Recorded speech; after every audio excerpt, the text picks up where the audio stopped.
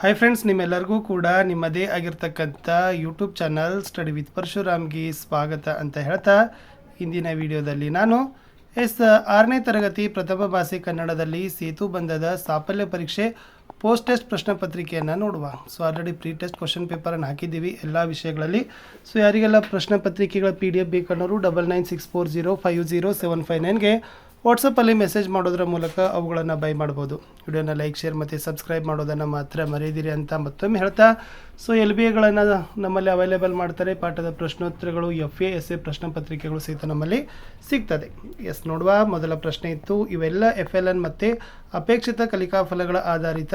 So ನಾವೇನು ಮಾಡಿದ್ದೀವಿ, ಇದಕ್ಕೆ 5th ಸ್ಟ್ಯಾಂಡರ್ಡ್ದಿಂದ ಕನ್ನಡ ಟೆಕ್ಸ್ಟ್ ಬುಕ್ಕು ಮತ್ತು LBAಗಳನ್ನು ಬಳಕೆ ಮಾಡಿ ಪೂರಕವಾಗಿರ್ತಕ್ಕಂಥ ಒಳ್ಳೆಯ ಪ್ರಶ್ನೆಗಳನ್ನೇ ರಚನೆ ಮಾಡಿದ್ದೀವಿ. ಫಸ್ಟ್ ಒನ್, ಕೆಳಗಿನ ಗದ್ಯ ಭಾಗ ಓದಿ ಅರ್ಥ ಮಾಡಿಕೊಂಡು ಅದರ ಅರ್ಥವನ್ನು ಮಿತಗೊಳಿಸಿ ಬರೀರಿ ಅಂತ ಕೇಳಿದ್ದಾರೆ.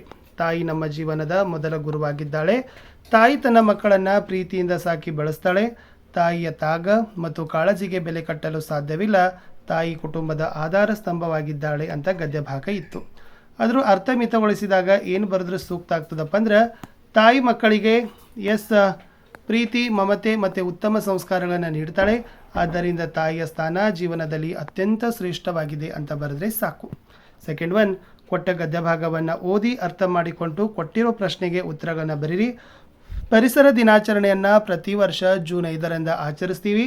ಪರಿಸರವನ್ನು ರಕ್ಷಿಸಲು ಮರಗಳನ್ನು ನೆಡುವುದು ಮತ್ತು ಸ್ವಚ್ಛತೆಯನ್ನು ಕಾಪಾಡೋದು ನಮ್ಮ ಕರ್ತವ್ಯವಾಗಿದೆ.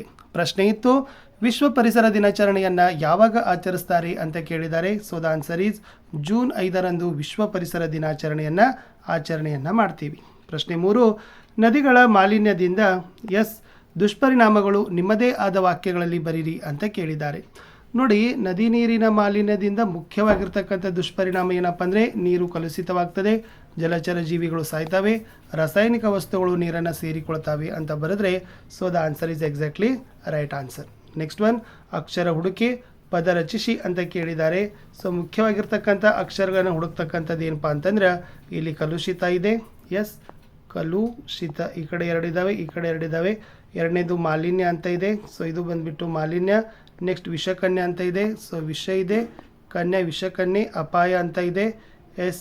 ಅಪಾಯ, ಇಲ್ಲಿ ಬಂತು ಅಪಾಯ. ನೆಕ್ಸ್ಟ್ ಬಂದುಬಿಟ್ಟು ನದಿ ಅಂತ ಇದೆ. ನೆಕ್ಸ್ಟ್ ಮಸನ ಅಂತ ಇದೆ ನೋಡಿ, ಇದರಲ್ಲಿ ಮಸನ ಇದೊಂದಿದೆ, ಇದು ಅಕ್ಷರ ಬರೆಸ್ಬೇಕಾಗಿತ್ತು. ಫಲಕ ಅಂತಲೂ ಕೂಡ ಒಂದು ಕೊಟ್ಟಿದ್ದಾರೆ. ಸೊ ಫಲಕವನ್ನು ಕೂಡ ಶಬ್ದದಲ್ಲಿ ನೀವೇನು ಮಾಡಬೇಕಾಗಿತ್ತು, ಬರಿಬೇಕಾಗಿತ್ತು. ಫಲಕ ಇತ್ತಂದರೆ ಸಲಕ, ಅದನ್ನಾದರೂ ಕೂಡ ಬರಿಬಹುದಿತ್ತು. ನೆಕ್ಸ್ಟ್ ಬರೋಣ, ರೈತನ ಸ್ಥಿತಿಗತಿ ಕುರಿತು ಟಿಪ್ಪಣಿ ಬರೀರಿ ಅಂತ ಕೇಳಿದ್ದಾರೆ.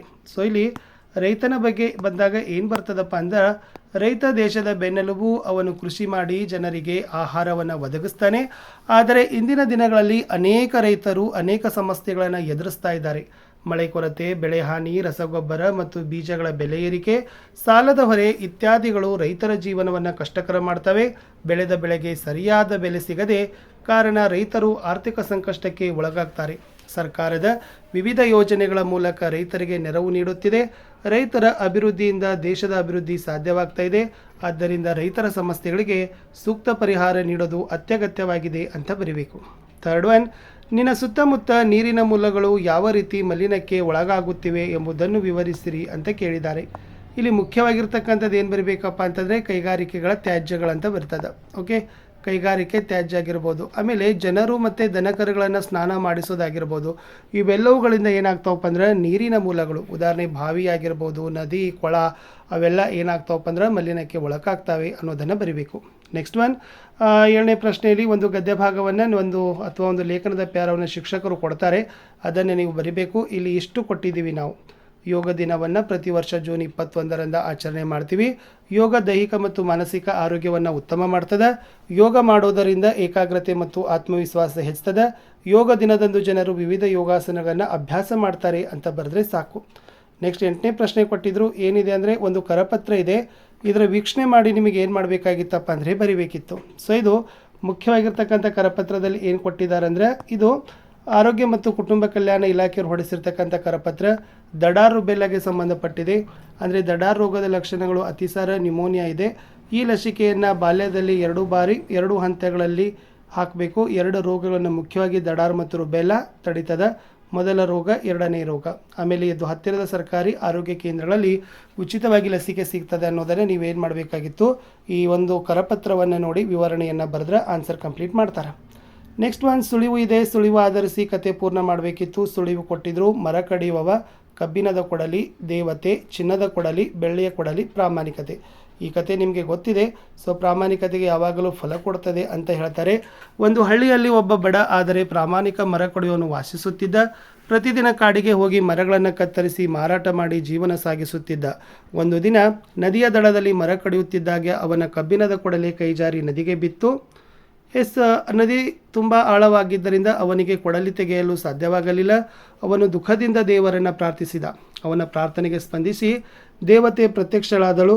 ನದಿಯಲ್ಲಿ ಮುಳುಗಿ ಒಂದು ಚಿನ್ನದ ಕೊಡಲಿ ತಂದು, ಇದು ನಿನ್ನ ಕೊಡಲಿಯೇ ಅಂತ ಕೇಳ್ತಾಳೆ. ಮರ ಕಡಿಯೋನು ಇಲ್ಲ, ಅದು ನನ್ನದಲ್ಲ ಅಂತ ಹೇಳ್ತಾನೆ. ನಂತರ ಬೆಳ್ಳಿಯ ಕೊಡಲಿಯನ್ನು ತಂದು ಕೇಳ್ತಾಳೆ, ಅದು ಕೂಡ ಅದು ನನ್ನದಲ್ಲ ಅಂತ ಹೇಳ್ತಾನೆ. ಲಾಸ್ಟ್ ಕಬ್ಬಿಣದ ಕೊಡಲಿ ತಂದು ತೋರಿಸಿದಾಗ ಆವಾಗ ಮರ ಕಡಿಯೋನು ಹೌದು, ಇದು ನನ್ನ ಕೊಡಲಿ ಅಂತ ಹೇಳ್ತಾಳೆ. ಸೊ ಆತನ ಪ್ರಾಮಾಣಿಕತೆಯನ್ನು ಮೆಚ್ಚಿ ನದಿ ದೇವತೆ ಬಹುಮಾನವಾಗಿ ಚಿನ್ನ ಮತ್ತು ಬೆಳ್ಳಿ ಮತ್ತು ಕಬ್ಬಿಣದ 3 ಕೊಡಲಿಗಳನ್ನು ಕೊಡ್ತಾಳೆ ಅಂತ ಬರಿಬೇಕಿತ್ತು. ಓಕೆನಾ? ಇಷ್ಟು ಏನಾಗಿತ್ತಪ್ಪ ಅಂತಂದರೆ ಪ್ರಶ್ನೆಗೆ ಉತ್ತರ ಇತ್ತು. ಇನ್ನು 10ನೇ ಪ್ರಶ್ನೆ, ನೀನು ಓದಿದ ಪುಸ್ತಕದ ನೆಚ್ಚಿನ ಭಾಗವನ್ನು ನಿನ್ನದೇ ಆದ ಮಾತುಗಳಲ್ಲಿ ಬರೀರಿ ಅಂತ ಕೇಳಿದ್ದಾರೆ. ಇಲ್ಲಿ ಎನಿವನ್ ಪುಸ್ತಕವನ್ನು ನೀವೇನು ಮಾಡ್ಬೋದಿತ್ತು, ಬರಿಬೇಕಿತ್ತು. ಸೊ ನಾನು ಓದಿದ ಪುಸ್ತಕ ಅಕ್ಬರ್ ಬೀರ್ಬಲ್ನ ಕಥೆಗಳು. ಈ ಪುಸ್ತಕದಲ್ಲಿ ನನಗೆ ಇಷ್ಟವಾದ ಭಾಗ ಯಾವುದಂದರೆ ಅಕ್ಬರ್ ಬೀರ್ಬಲ್ ಕಥೆಗಳು. ಏಕೆಂದರೆ ಇವು ಬುದ್ಧಿವಂತಿಕೆ, ಚಾತುರ್ಯ ಮತ್ತು ಹಾಸ್ಯದಿಂದ ಕೂಡಿರ್ತವೆ. ಈ ಕಥೆಗಳು ಮಕ್ಕಳಲ್ಲಿ ಚಿಂತನಾ ಶಕ್ತಿ ಮತ್ತು ಸಮಸ್ಯೆ ಪರಿಹರಿಸುವ ಕೌಶಲ್ಯವನ್ನು ಬೆಳೆಸ್ತವೆ. ಸರಳ ಭಾಷೆಯಲ್ಲಿ ಬರೆಯಲ್ಪಟ್ಟುವುದರಿಂದ ಓದಲು ಆಸಕ್ತಿದಾಯಕ ಹಾಗೂ ಮನರಂಜನಾತ್ಮಕವಾಗಿರ್ತದೆ ಅಂತ ಬರೆದ್ರೆ ಸಾಕು. ಇಷ್ಟು 6ನ ಕನ್ನಡದಲ್ಲಿರ್ತಕ್ಕಂಥ ಪೋಸ್ಟ್ ಟೆಸ್ಟ್ ಕ್ವಶನ್ ಪೇಪರ್ನ ಕೊಟ್ಟಿದ್ದೀನಿ. ಉಳಿದ ಎಲ್ಲ ವಿಷಯಗಳು ಬೇಗನೆ ಲೈನ್ ಅಪ್ ಮಾಡ್ತೀನಿ. ವಿಡಿಯೋ ವಾಚ್ ಮಾಡಿದ್ದಕ್ಕೆ ಧನ್ಯವಾದಗಳು. Have a nice day. Bye.